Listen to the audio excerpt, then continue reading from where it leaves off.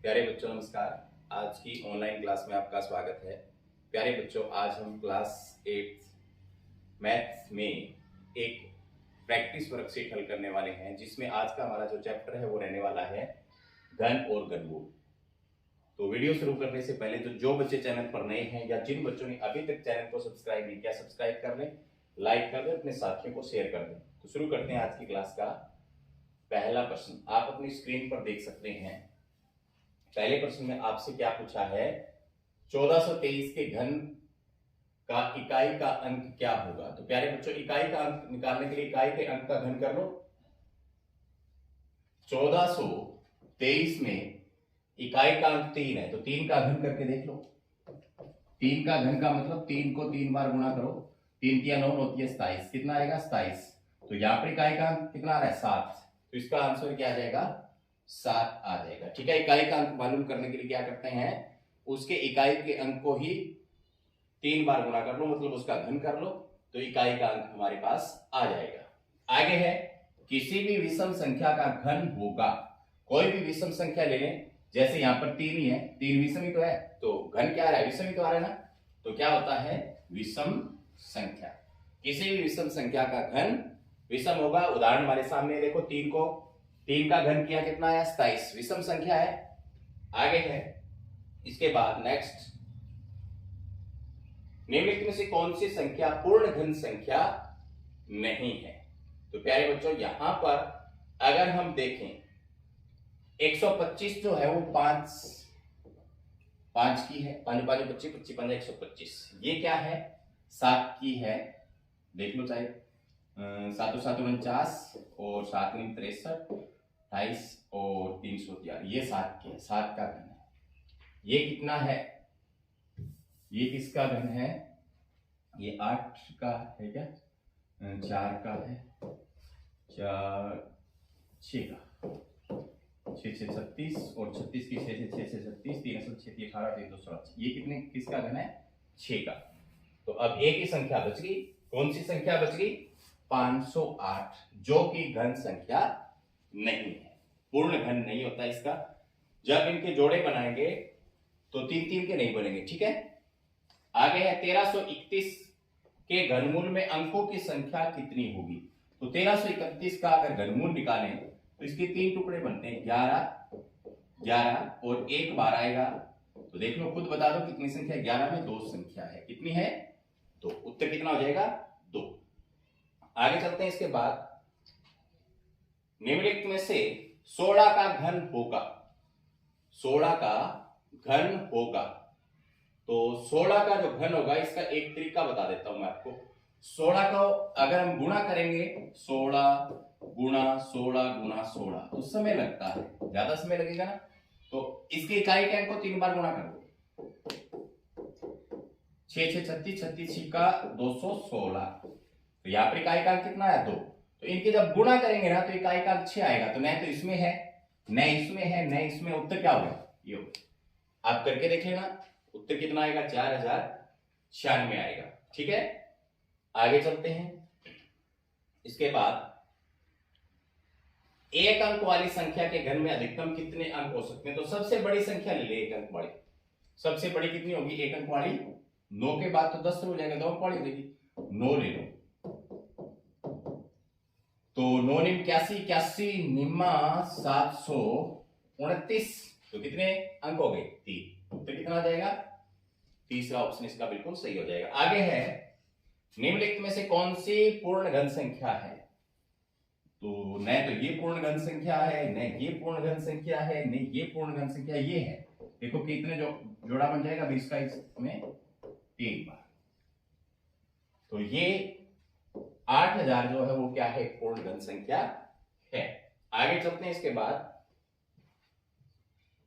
यदि कोई संख्या एक शून्य पर समाप्त होती है, तो उस संख्या के घन के अंदर अंत में शून्य की संख्या कितनी है। 10 का उदाहरण 10 करके देख लो, 10 को 3 बार गुणा करते हैं, 10 का घन करते हैं, तो क्या आता है 1000। कितनी संख्याएं, कितनी शून्य आई है 3, तो आंसर क्या आ जाएगा तीसरा। 64 का घनमूल, 64 का घनमूल, तो 64 कि अगर हम टुकड़े करें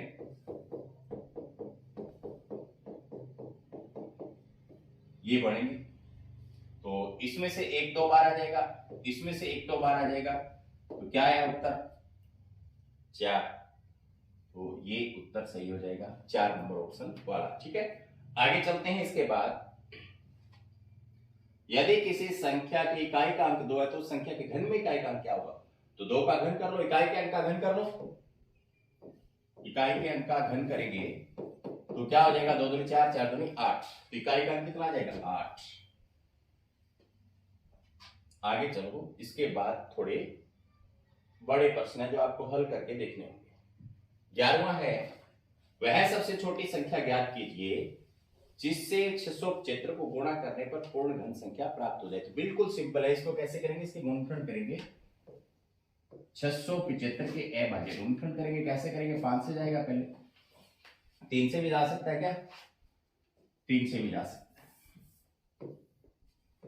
675 को 3 से करो, 3 दूनी 6, 3 दूनी 6, 1 बच गया 15 हो गई, और ये जाएगा फिर 3 से, 3 7 21 15, फिर 3 से जाएगा 3 दूनी 6, और फिर 5 से जाएगा 5 5 25, 5 1 5। अब आप खुद देख लो, घन वह सबसे छोटी संख्या जिससे 675 को गुणा करने पर पूर्ण घन बन जाए। घन का मतलब उसके 3 3 के क्या बन जाए? जोड़े। तो यहां पर 3 का तो बन रहा है, इसकी कमी रह रही है ना,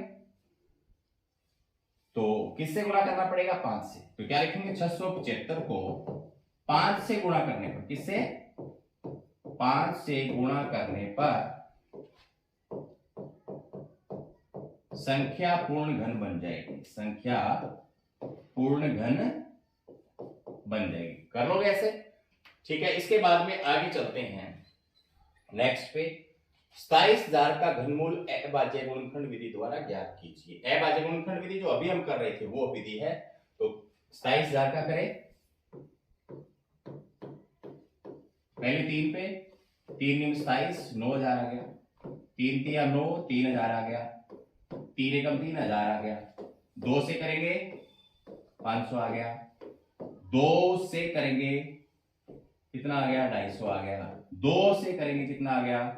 125 आ गया, 3 से करेंगे 3 से नहीं जाएगा, ये जाएगा 5 से, 5 5 25, फिर 5 से जाएगा और फिर 5 से जाएगा। अब आप देखो क्या लिखेंगे? 27,000 का क्या निकालना था? घनमूल निकालना था। तो इसके टुकड़े इसके नीचे लिखो, क्या बने? 3 कितनी बार है? 2 कितनी बार है? 3 बार। 5 कितनी बार है?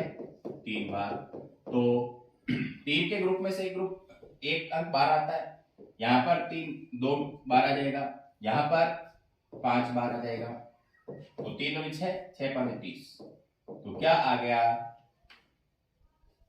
27,000 का घनमूल अभाज्य गुणनखंड विधि से हमने किया तो कितना आ गया? 30 यहां पर आ गया। आगे चलते हैं। इसके बाद वह सबसे छोटी संख्या ज्ञात करो जिससे 1080 को भाग करने पर क्या बन जाए? पूर्ण घन बन जाए। तो भाग करना है, बिल्कुल सिंपल है। कैसे? इसके गुणनखंड करो, पहले यहां कर देता हूं। 1080 है ना, 2 से जाएगा 2 5 10, और 2 चौके 8 540, फिर 2 से जाएगा 2 दूनी 4, 2 7 14 270, फिर 2 से जाएगा 2 एकम 2, 2 3 6, 2 5 10, और फिर जाएगा 3 से, 3 चौके 12, 3 5 15, फिर 3 से जाएगा, फिर 3 से जाएगा और फिर 5 से जाएगा। तो यहां पर देखो, यहां ग्रुप बन गया 2 का, यहां 3 का बन गया, ज्यादा क्या रह रहा है? 5। क्या लिखेंगे? 1080 को किससे भाग करने पर? 5 से भाग करने पर। भाग करने पर पूर्ण घन संख्या प्राप्त हो जाएगी। पूर्ण घन संख्या प्राप्त हो जाएगी। ठीक है, तो ऐसे आपको कर लेना है। अगर गुणा की कहे तो जिसकी कमी रह रही है उससे गुणा कर दो, अगर भाग की कहे तो जो फालतू उससे भाग कर दो। यहां पर 5 फालतू था, 5 का कोई ग्रुप नहीं बन रहा था, 2 की कमी थी अगर बनाए तो। आगे चलते हैं। अभाज्य गुणनखंड विधि द्वारा 13,824 का घनमूल ज्ञात करें। तो पहले बना लेते हैं इसके।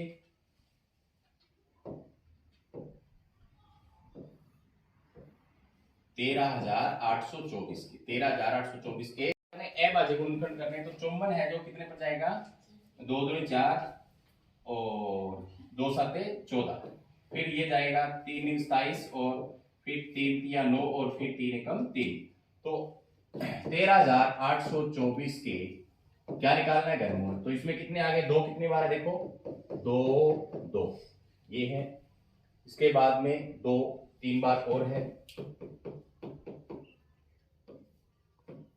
इसके बाद में 2 और है, और इसके बाद में 3 है। ठीक है, इस सब के ऊपर क्या लगेगा घनमूल। तो यहां से 2 बार आ जाएगा, यहां से भी 2 बार आ जाएगा, यहां से भी 2 बार आ जाएगा, और यहां से 3 आ जाएगा। 2 दूनी 4 4 दूनी 8 8 तिया 24, तो आंसर कितना आ जाएगा 24। इस तरीके से हमें ए बाजे गुणनखंड करके क्या निकालना है, इसका घनमूल निकालना है। आगे एक और बच गया। प्रवीण लकड़ी का एक घनाभ बनाना चाहता है जिसकी भुजाएं 5 सेंटीमीटर 2 सेंटीमीटर और 5 सेंटीमीटर। घन बनाने के लिए ऐसे कितने घनाभों की आवश्यकता होगी, तो इसको मैं सीधा करवा देता हूं। आप इनको लिख लो, क्या है 5 सेंटीमीटर भुजा है उसकी, 2 सेंटीमीटर है और 5 सेंटीमीटर है।